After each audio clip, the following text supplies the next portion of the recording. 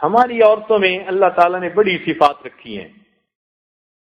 یہ صفات فرنگی عورتوں میں نہیں ہوتی، کافر عورتوں میں نہیں ہوتی.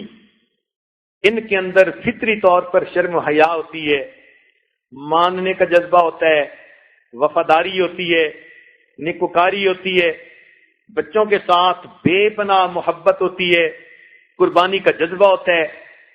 اتنی خوبیاں ہیں کہ انسان حیران ہو جاتا ہے. مگر دو باتیں زندگی کو زہر آلود بنا دیتی ہیں، اور یہ دو غلطیاں اکثر عورتوں میں ہوتی ہیں. ایک تو ان کے اندر بات کا بتنگڑ بنانے کا ملکہ ہوتا ہے. کوئی بات ذرا سی ناپسند آ گئی، بس اس بات کا بتنگڑ بنا دیا. ساس نے کوئی بات کر دی، اب اس کا تماشا بنا دیا. نند نے کوئی بات کر دی، صبر کرنے کی بجائے ڈرامہ بنا دیا.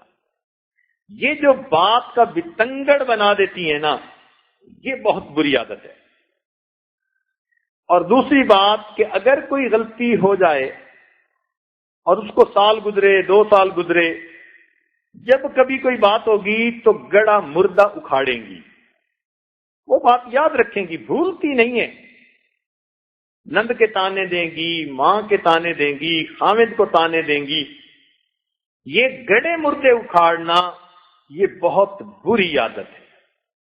سچی بات تو یہ ہے کہ ہماری مسلمان عورتوں میں اگر بات کا بتنگڑ بنانے والی عادت اور گڑے مردے اکھاڑنے والی عادت نہ ہو، یعنی بدزبانی والی عادت نہ ہو، تو میرے حساب سے تو ہماری عورتیں آج بھی جنت کی حوروں سے زیادہ افضل ہیں.